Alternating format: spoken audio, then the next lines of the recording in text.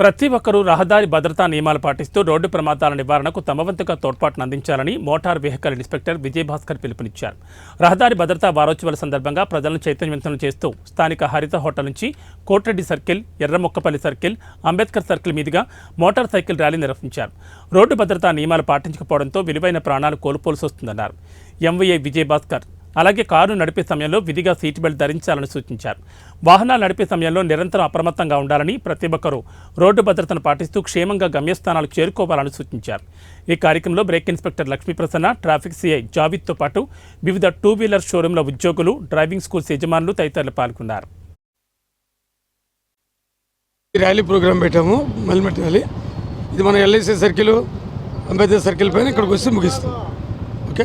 6వ జాతీయ రహదారి భద్రత మాసోత్సవం సందర్భంగా ఈరోజు ఎంవీఐ స్టాఫ్ మరియు ట్రాఫిక్ స్టాఫ్ అదేవిధంగా పబ్లిక్తో కలిసి ఈ టూ వీలర్లతో హెల్మెట్ ర్యాలీ నిర్వహిస్తున్నాము. దీనికి గాను హరిత హోటల్ దగ్గర నుంచి కోట్రెడ్డి సర్కిల్, సంధ్యా సర్కిల్, వైఎంపల్లి సర్కిల్ మరియు మహావీర్ సర్కిల్ నుంచి బస్టాండ్ మీదుగా అంబేద్కర్ సర్కిల్ దగ్గరకు వచ్చేసి క్లోజ్ చేస్తాము. దీనివల్ల ఉపయోగం ఏమంటే ప్రతి ఒక్కరూ హెల్మెట్ పెట్టుకోవాలి. హెల్మెట్ పెట్టుకోకపోతే ఏ విధమైనటువంటి నష్టాలు జరుగుతున్నాయి అని పబ్లిక్లో అవేర్నెస్ తీసుకురావడం కోసమే ఈ